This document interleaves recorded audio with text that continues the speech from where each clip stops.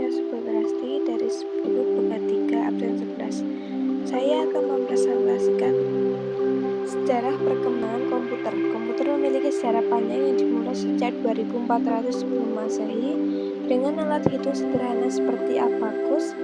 Kemudian pada abad ke-19 Carlos Babbage merancang komputer yang dapat diprogram dan ada Loveless menjadi pemrogram pertamanya. Perkembangan besar terjadi dengan terciptanya mesin Turing oleh Alan Turing yang menjadi dasar pengembangan bahasa pemrograman dan teori otomasi modern. Komputer terus berevolusi mulai dari perangkat keras sederhana hingga ke komputer elektronik modern. Perangkat lunak pun berkembang dari sistem operasi, alat pengembangan hingga aplikasi modern seperti browser dan laboratorium virtual.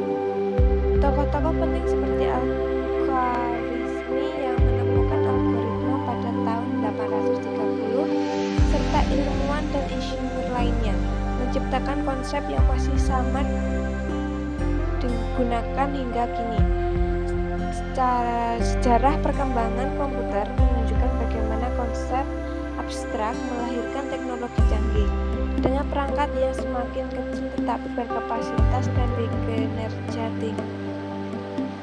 Jenis lisensi perangkat lunak: 1. Lisensi komersial, 2. Lisensi gratis atau freeware, 3. Ada lisensi open source, dan terakhir ada lisensi domain publik. Aspek ekonomi: perkembangan teknologi informasi melahirkan industri perangkat keras seperti komputer, printer, dan perangkat lain, serta perangkat lunak yang terus berkembang pesat. Awalnya perangkat keras seperti mainframe dan komputer hanya digunakan di sektor profesional. Namun dengan lahirnya PC, laptop, hingga ponsel pintar, teknologi menjadi lebih terjangkau dan digunakan kehidupan sehari-hari. Perangkat lunak juga berkembang dari yang awalnya digunakan untuk pemerintahan dan perusahaan hingga mendukung aktivitas individu melalui internet, media sosial, dan aplikasi lain. Industri TI kini menjadi bagian vital dalam kehidupan manusia, memungkinkan komunikasi, edukasi, perdagangan, dan berbagai layanan daring. Perusahaan-perusahaan raksasa TI seperti Apple, Microsoft, dan Google mendominasi ekonomi global, sementara di Indonesia startup seperti Gojek, Tokopedia, dan Traveloka menjadi pemerintah harus mendorong pengembangan perusahaan rintisan melalui program digitalisasi dan peningkatan talenta digital. Nilai valuasi perusahaan rintisan didasarkan pada manfaat yang mereka berikan, seperti kemudahan dan kenyamanan yang dirasakan konsumen. Hak kekayaan intelektual menjadi penting untuk melindungi inovasi. Industri TI berkontribusi besar pada pertumbuhan ekonomi, mendorong inovasi, dan meningkatkan daya saing bangsa di era digital. Aspek hukum: perangkat lunak adalah hasil karya intelektual yang dilindungi sebagai hak kekayaan intelektual. Namun karena bentuknya digital, perangkat lunak menjadi korban pembajakan yang merupakan pelanggaran hukum. Kondisi di Indonesia secara masyarakat Indonesia terhadap lisensi perangkat lunak masih rendah, sehingga pembajakan dan pelanggaran lisensi sedang terjadi. Undang-Undang Nomor 28 Tahun 2014 tentang Hak Cipta melindungi perangkat lunak sebagai bagian dari AKI. Pelanggaran lisensi sama dengan pelanggaran hukum lainnya seperti mencuri. Selain rendahnya kesadaran, biaya perangkat lunak berlisensi menjadi kendala utama.